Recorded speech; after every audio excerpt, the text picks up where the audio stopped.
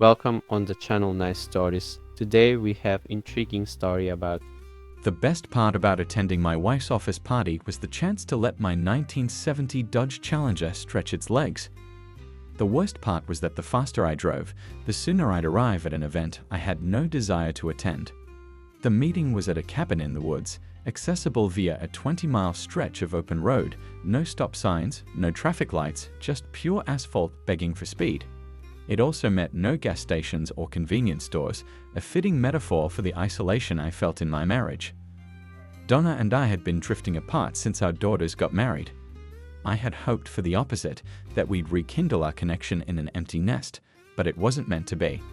Donna insisted I accompany her to this corporate ceremony, even though I made it clear I didn't want to go. She used to attend these events alone. Donna liked to drink and socialize. I did not. For the past year, I'd suspected she was having an affair. By this time, I didn't care anymore. That was probably one of the reasons we drifted apart. I was biding my time, looking for a way out of an unpleasant relationship. I admit, I was probably the reason my wife decided to look for greener pastures. I'm an odd kind of minimalist. Growing up in a very poor family, my brothers and I had much less than most kids our age. No bicycles, toys, pets, fancy electronic gadgets, and the like. It was almost like being Amish without the religion. I wasn't ignorant. I fully understood how the normal world functioned but couldn't bring myself to accept it. I knew it was important to stay out of debt, pay bills on time, and save for retirement. To live a comfortable life as a minimalist, you don't have to be a fanatic, but you do have to keep yourself in check. By allowing yourself a few indulgences, you can appear normal to most people. My biggest indulgence was marriage and family. I'd had a really hard time finding a woman who could tolerate my eccentricities and accept my uniqueness. Donna was from the same background as me and was used to living a modest lifestyle. She didn't embrace it the way I did, but she could tolerate it. The longer we were married, the more she seemed to come around. That is, she became less frugal. I didn't like it, but I understood, especially after the girls were born. Not wanting to appear weird, we bought a small, practical house and started wearing better clothes. Donna had her hair done from time to time and became quite adept at grooming and makeup. We got 2 smartphones from last year's models. As the girls got older, Donna started working. It was a minimum wage office job. Transportation was a necessity, so we bought her a small Honda Civic just like mine. Her salary almost completely covered the cost of the car, lunches, and a new wardrobe. My name is William Smith, the most common name a person can have. I worked for a local company that makes industrial compressors. It's a very monotonous job, but I liked it. I was happy with the position and the pay. Sometimes I was offered a promotion, but I turned it down. I never told Donna about my secret indulgence. I was saving for retirement every chance I got. I bought gold 1-ounce Krugerrands and had more than 30 in my cellar safe. I was just getting started. Finally, I allowed myself a 1970 Dodge Challenger. Donna did well at Gilbert Industries. She received regular bonuses and promotions. For the first year, she talked about her job quite a bit, but then that started to wane. Now she rarely mentioned her job or the people she worked with at all. I knew something was wrong but couldn't figure out what it was. Tonight, I was hoping to get a better understanding of the situation. As we pulled off the highway near Holbrook, I finally let the Challenger accelerate. Donna was uncomfortable with the speed but held her tongue. Yes, I was speeding, but I didn't care. "Bill, what's the rush? We've got plenty of time to get there. Why don't you slow down a little?" she finally said. "I'm not eager to get there.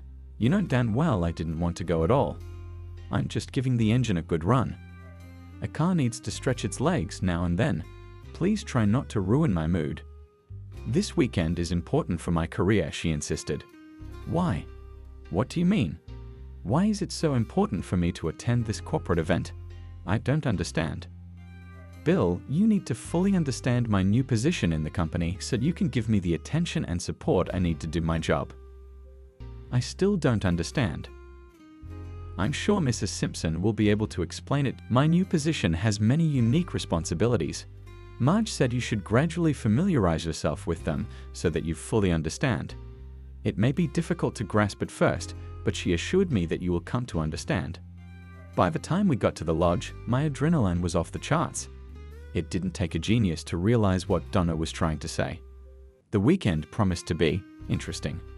When we arrived, Donna entered the lodge, leaving me to carry the bags. I felt like I'd been demoted to porter. "Hey, nice wheels, Mr. Smith." That was Toby Wallace, the only decent co-worker Donna had ever mentioned. "Hello, Toby. How's it going?" He introduced me to his wife, Bonnie. They were sitting on the front porch, but it seemed like everyone else was inside.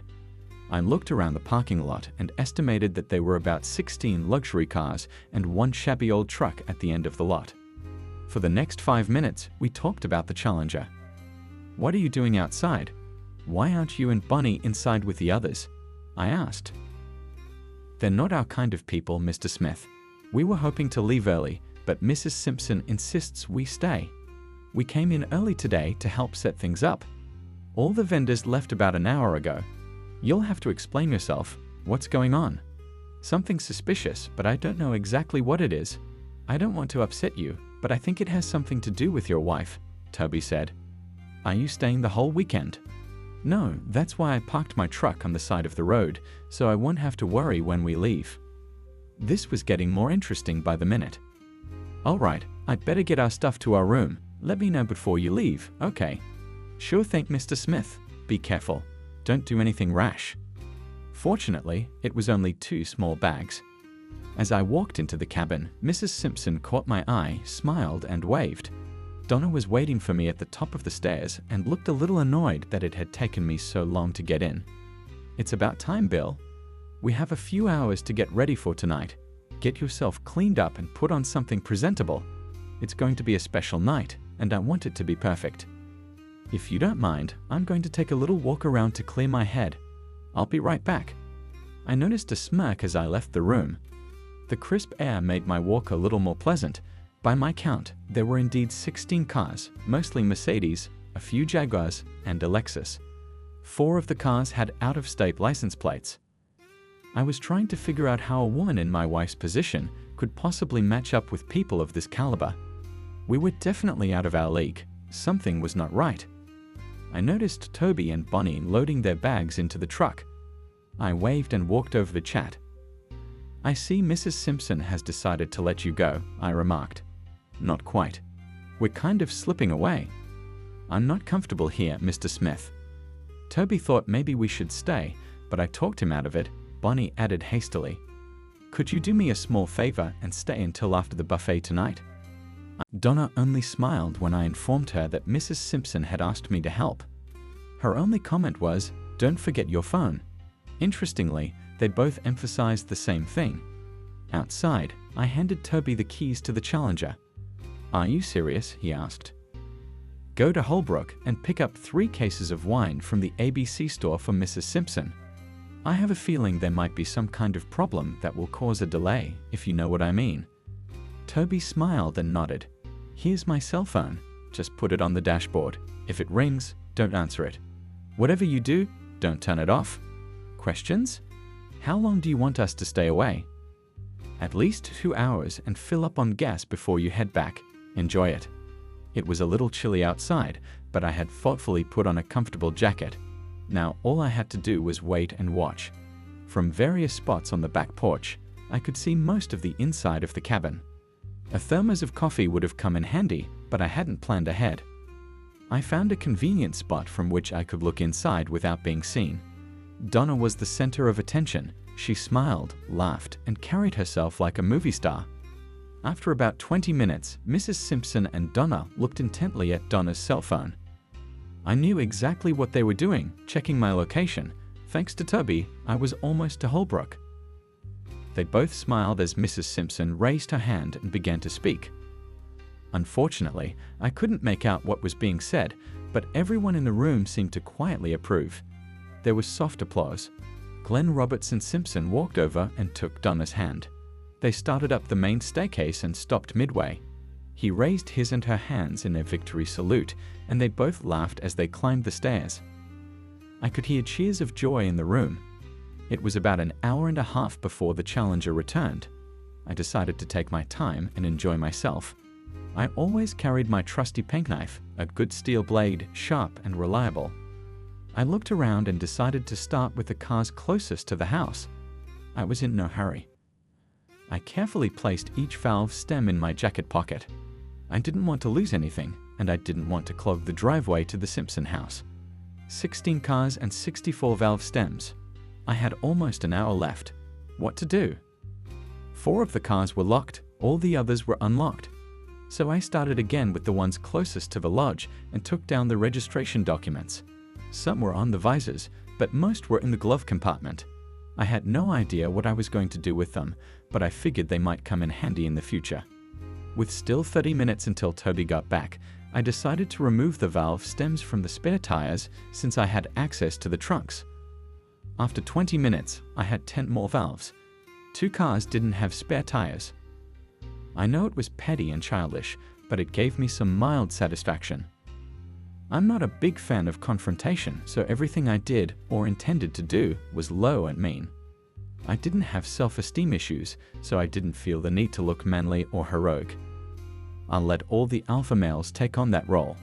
20 minutes later, the Challenger returned. Toby and Bonnie seemed to be enjoying the ride. He confirmed that there was indeed a delay at the ABC store, as I had expected, and it looked like it had been pre-planned. While they were gone, no one called my cell phone. I turned it off and pulled out my SIM card. They were anxious to get home soon. I thanked Toby, wished him a safe journey, and urged him to find another job as soon as possible. I'm sure the cases of wine were quite expensive. That problem was easily solved. I put all 3 crates on the porch of the gatehouse. In no way did I want to be accused of theft. The ride home was liberating. There wasn't much in the house that was important to me. A few personal papers, a laptop, and the crougerins. I considered setting the house on fire before I left, but that would have made Donna a martyr. I didn't want to do that. 2 hours later, I was on my way. I didn't feel the need to leave a traditional note or wedding ring. Let her deal with it herself. I was in no hurry and had no particular destination in mind. I'd been on the road for 2 days when, Monday morning, I called work and gave notice. I asked that my last check be sent to my parents in Carlisle. They were not happy that I left without warning. I apologized but didn't bother explaining anything. Well, I'm happy for her. Did she tell you anything about her new job? Just that she's making more money and traveling a lot. I didn't answer. After a short pause, Linda asked, "Are you coming home for Christmas?" I don't think so. I'll try to send something for you and Laura. We don't need anything, Dad. We'd rather have you here. I'm sorry. Now I gotta go. Say hi to Laura for me. Bye. I was feeling a little depressed. I felt like my daughters didn't understand the situation and thought I was the cause of all the problems.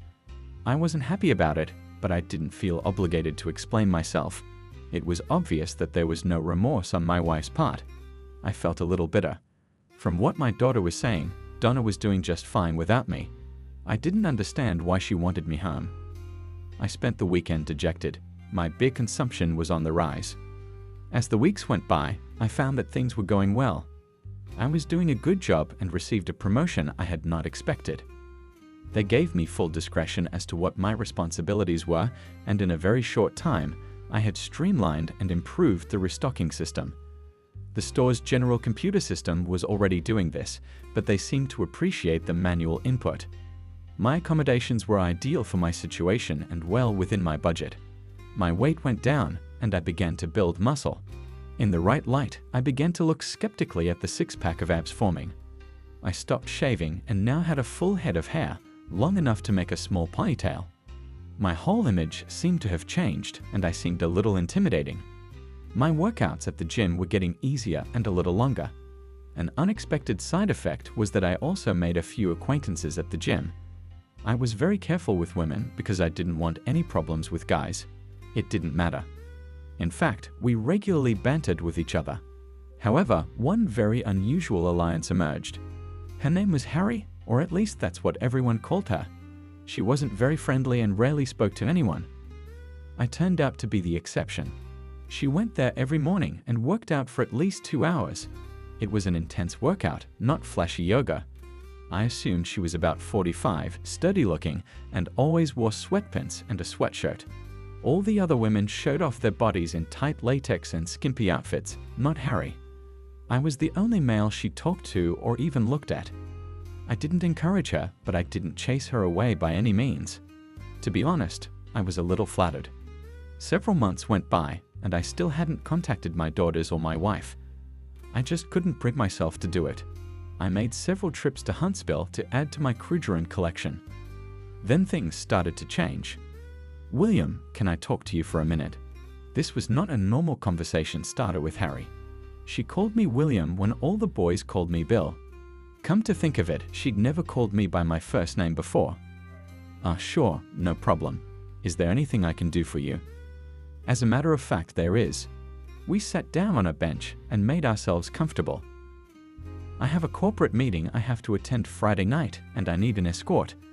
I'll cover all expenses, and I just need you to come with me. I noticed that you don't drive, so I will also provide transportation.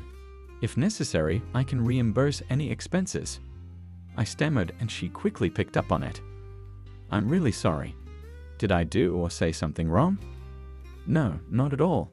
It's just that I have a few skeletons in my closet, so to speak. If you can get around them, I'd be happy to help." "All right, what are the problems?" "First of all, I'm married." "Oh, damn, you never mentioned a wife." "I think that's weird." No, not at all. I just wanted you to know in advance. I haven't seen or spoken to my wife in over 9 months. I don't even know if I'm still married." "Did you file for separation or divorce?" "No." "What else?" "I don't have anything appropriate. No suit, no jacket, no shirt, no regular shoes. I don't need any of that stuff, so I don't have it." "No problem. I can take care of it. That's why I'm asking in advance." "I do work nights, but I think I can get a free night with no problem." "I'm glad you're going to solve this problem," she smiled when she said that. "What else is there?" "Do you want me to shave?" "William, I like your beard and hair, but frankly, you're a little scruffy. Would you mind if I had my stylist take a look at you Friday afternoon?" "A stylist?" She smiled, and I groaned and nodded that it was okay.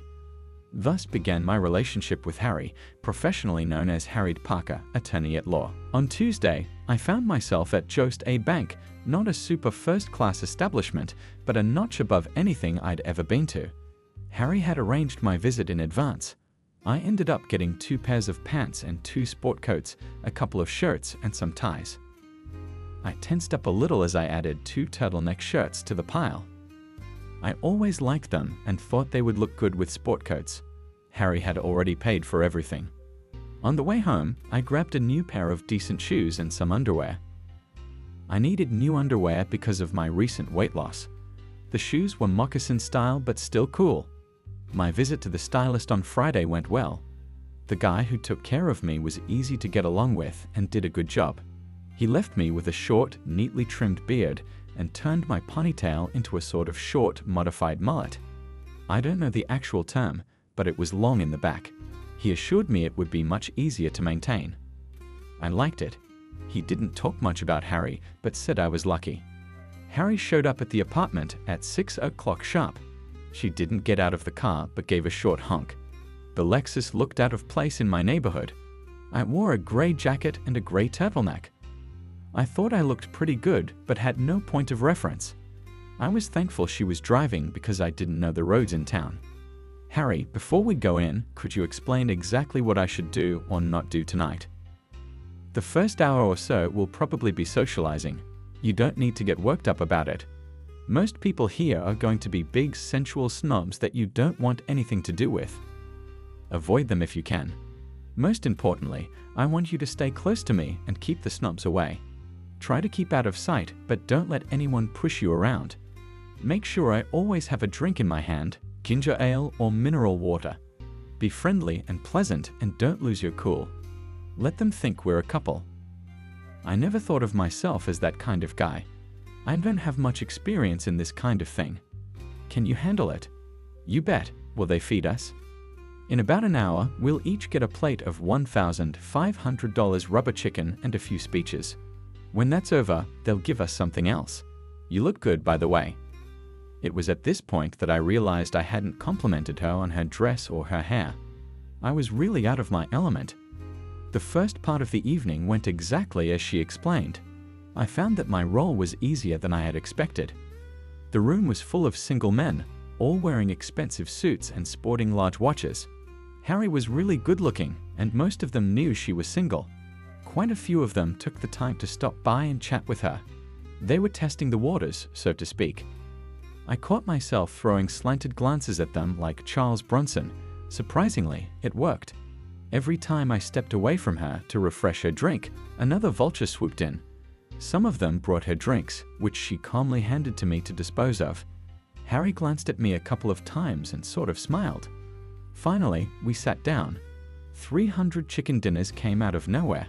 It was a pathetic plate. I'm not what you'd call a picky eater, but this was different. I kept thinking about the $1,500.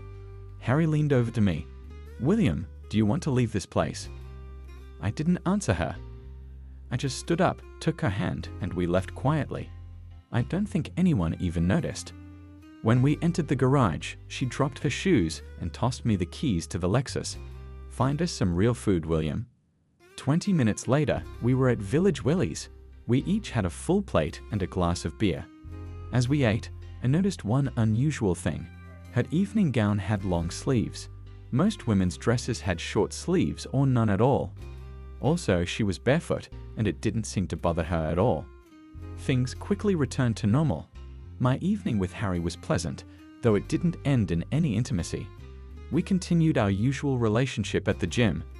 3 weeks later, Harry had another appointment that required an escort.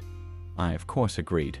I felt obliged to explain the situation to my boss, and he found it quite amusing under the circumstances.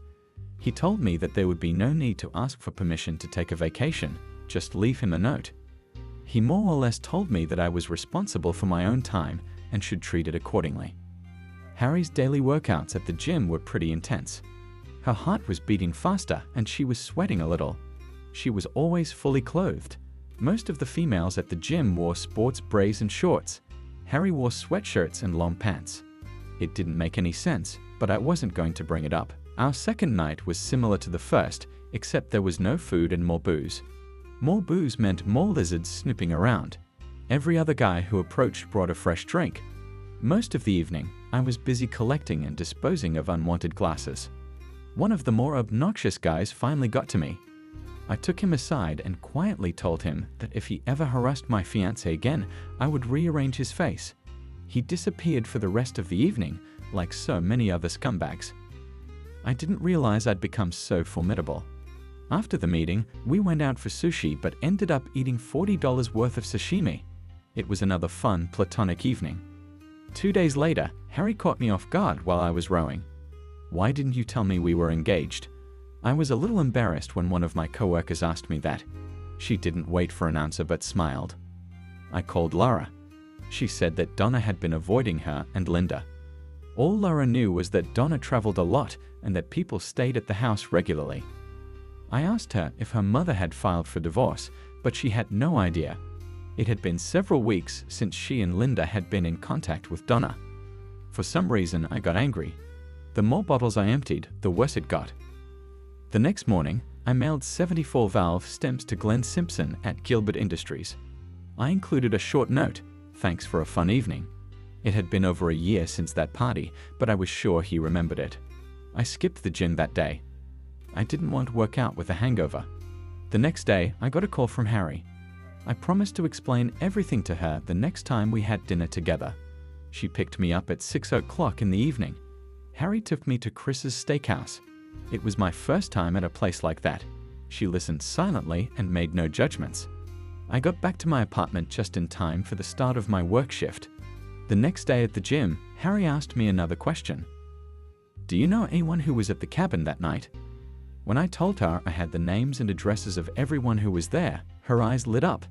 After our training session, she stopped by my house, and I gave her an envelope with 12 car registration sheets. She grabbed them and kissed me on the cheek. There are many kinds of lawyers. Harry was a personal injury lawyer. She tried to explain it to me, but I just smiled and asked what it would cost me. All I got in response was another kiss on the cheek. 3 days later, I got a call from my daughter Linda. Donna had called her to see if she knew where I was. There was some kind of problem at Donna's workplace, and she was in the middle of it. She was not happy and wanted to talk to me immediately. Linda refused to tell her anything. I wondered if Glenn got those valve stems. I called Harry and told her I would pick her up in 20 minutes. Her office was in an upscale shopping center. It was nice but not too flashy. Harry had never seen a Challenger before. The sound of the engine caused a few curious onlookers from her office as she walked out to the car. I walked around the car to open the door for her and smiled at all the gawkers. Harry laughed as she got into the car. "Well played, William, well played. I suppose you'll want an engagement ring now." "In due time. Take your time." I kept the Challenger under control until we crossed the Tennessee River. Then I started to accelerate a little bit. Highway 72 leading into Huntsville is a good stretch of road, but not the best place to show off. 2 hours later, we were sitting in Dreamland BBQ. "William, all the people who were at the cabin that night have been served today." "What do you mean served?" "It's a lawsuit. The actual term is malicious behavior contributing to the deterioration of a marriage." Does such a thing really exist? It appears that all the necessary categories have been met. Their behavior was intentional, it was extreme, and it caused you severe emotional distress. That must be why my wife was upset. "What do you mean your wife was upset?" "My daughter Linda called me today and said Donna needed to talk to me. There was a big problem at work, and somehow she was involved in it. I don't know anything else." Glenn Simpson and Gilbert Industries are being sued for $1 million. The other 11 are being sued for $100,000 each. I'm not trying to be a smartass or anything, but do you really think this is going to work? Of course it will. It may not be as easy as it sounds, but I think some interesting things could happen. As we left the restaurant, I was a little nervous, so I nonchalantly asked Harry if she wanted to get a room and come back in the morning. "I'd like to, but I can't. If you want, we can leave early." "That's not the point. Let's just go. I'll explain everything to you on the way home." The car was quiet for the first 20 minutes, and then she started to open up. It seems that 8 years ago, Harry weighed almost 300 pounds. She decided to go on a diet and exercise rather than have bypass surgery. She lost 140 pounds. Unfortunately, she suffered from 20 pounds of loose skin. It took 5 surgeries to remove the excess flesh, and now she is left with scars all over her body. Harry is a brave, outspoken woman, but she admitted to being very self-conscious about her scars. She avoided dating and any contact with her male friends. For some reason, she felt comfortable with me but didn't know why. I dropped her off at her house, walked her to the door, and kissed her lightly on the cheek. She thanked me for the food, and as I left, there was a small tear in her eye. We continued our platonic dating. We both seemed content with it. Nick Jack's Markets seemed to be popular with the locals. They had added 2 more stores in less than 2 years and had no intention of stopping. The owners were serious when they offered me a full-time position as inventory manager for all 3 units. However, they insisted that I become a permanent employee, which meant I had to be fully legalized. At this point, it didn't matter anymore, so I agreed. Harry was happy, and so was I. A few more weeks went by. I didn't hear from my daughters for quite a while, and then I got a quick text. Mom got fired. That made things a little more complicated. I now had a full-time job with a decent paycheck, and Donna was no longer working. At this point, I was afraid that I would end up being penalized in the divorce. "William, I have some good news for a change." Harry was serious, and I turned all ears. 3 of the 11 people we sued have settled. "What does that mean?" Because we only sued for $100,000, the insurance companies advised them to just pay up and avoid a public lawsuit. It was covered by their insurance, so it wasn't a big loss to them. "You mean we could get some money?" "William, I've already received 3 checks. There'll probably be more." "You think this has something to do with Donna getting fired?" "Yes, of course it does." "Is this going to screw up my divorce?" "Have you filed the papers yet?" "No, not yet. I was going to ask you to help me with that." Harry smiled. "William, pack a small bag and get the Challenger ready. We're going to go and visit your wife. We'll leave early Thursday morning." No, I was smiling. We left at 6 o'clock in the morning and checked into the Sheraton Hotel 10 hours later. I called Linda and asked her to take Donna and Laura to lunch at the Reading Motor Inn the next day. The conversation over dinner was somewhat awkward. Our talk was varied and confusing. We were both careful to avoid the elephant in the room. Harry and I had spent our first night together after over a year of friendship without benefits. The last thing I wanted was for her to feel uncomfortable. While I won't go into the details of the evening, I will say that it was nowhere near as traumatic as we expected. We were both a little rusty but managed to get through it with good results. She seemed relieved that I wasn't disgusted, and I was happy that it wasn't as bad as she made me think it was. We were a couple of happy fools. In the morning, we had a late breakfast. Donna and the girls were already waiting for us at the table. I was wearing one of my new sport coats with a dark turtleneck. I looked good. Harry was wearing one of her light business suits, sort of casual professional. My wife and daughters looked at me in amazement. Donna, Linda, Laura, this is Harriet Parker, my confidant and attorney. Harriet, my wife Donna, and daughters Linda and Laura. It was awkward but the best I could do. Before we could devolve into meaningless chatter, the waiter showed up to take our order. I'm not hungry. If you don't mind, I'll just have a coffee. Donna was the first to break the silence. I quickly looked around the table and came to the same conclusion. Why don't you just bring us 5 cups of coffee and leave the coffee pot on the table? The waiter nodded and everyone seemed to breathe a sigh of relief. It's good to see you again, Bill. Could you tell us about what you've been up to the last few years? Donna smirked slightly as she said this. Just working and giving you the freedom to find yourself or whatever it is you do. Harry kicked me lightly under the table. I needed you and you left me. Maybe you needed someone but not me. Mom, Dad, drop it. I'm sure you didn't set up this meeting to sit around and tease each other. Dad, why are we here? Linda was very persistent. I was at a loss. I glanced at Harry, looking for any hint on how to move forward. She ignored me but took over the conversation. Harry reached into her purse and pulled out an envelope. She held it out across the table to Donna. Mrs. Smith, this is a divorce petition. I think you'll find it very fair. I suggest that you take it to your attorney and have him look it over. Laura and Linda looked astonished. It was clear they hadn't expected this. Donna, however, was smiling broadly. She didn't take the envelope from Harry, but reached in and pulled one out of her purse. You stupid fool. I divorced your weak ass 8 months ago for desertion. You never got a copy because I didn't know where to send it. That's final anyway. You don't have anything I have a claim to. Her smile turned into a wide grin. The waiter returned with our coffee and a full table vase just as Donna stood up. She smiled at Harry and me and gave the girls a strange look before walking away. She left both envelopes on the table.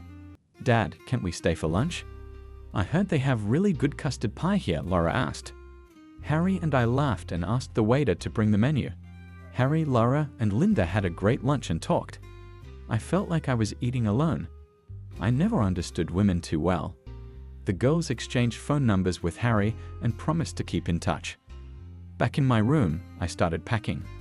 William, I thought we were staying one more night. Yeah, but not here. Hurry up and get packed. An hour and 30 minutes later, we were in Elkton, Maryland. Another 30 minutes later, Harriet Parker turned into Harriet Smith. We spent the night in Luray, Virginia. We have a house with a 3-car garage. That's another story. The girl said Donna had a seizure when she found out I received over $2 million from Gilbert Industries. Donna moved to Iowa. I don't know why. As for me, I found happiness I hadn't known was possible. Sometimes, the unexpected turns in life lead us exactly where we need to be.